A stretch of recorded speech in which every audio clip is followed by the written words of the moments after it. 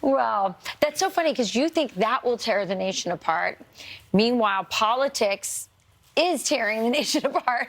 And in many ways, the Republican Party has a lot of deep divisions, particularly among the donor class and the rest of the Republican Party and the voters in the base. But well, the Democrats do, too. They sure do. It squelched down with Team Joe and Team Obama.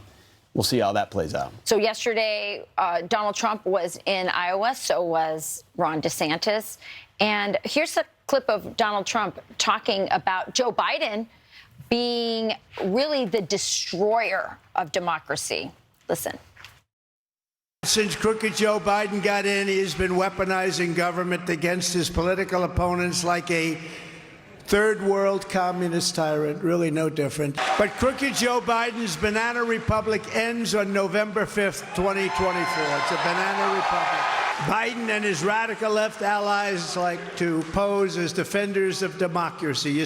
But Joe Biden is not the defender of American democracy. Joe Biden is the destroyer of American democracy. And it's him and his people. They're the wreckers of the American dream. The American dream is dead with them in office. It's sad. Over the past few years, you've watched Biden and his band of Marxists, communists, fascists try to crush free speech, censor their critics, criminalize dissent, destroy attorney-client privilege, which is something nobody ever thought they'd see in this country. And well, I love that he brought that up about the attorney-client privilege. The Democrats, these lawyers, these prosecutors are going after Donald Trump's attorneys as well as him. So that's an interesting point he brings up. But as the Democrats have sort of removed the mask of who they are, and we've seen it on display in many ways, especially over the last couple months through these protests, I love that he is just naming it out, calling them communists and fascists. Let's just have a really blunt, honest conversation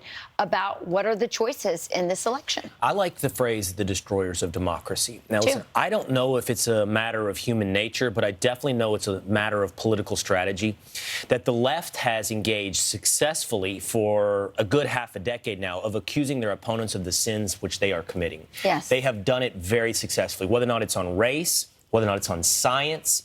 It does not matter. What they have done is demonize others for the things that they are secretly doing. And it's been revealed to itself as well through this lens of you're a threat to democracy.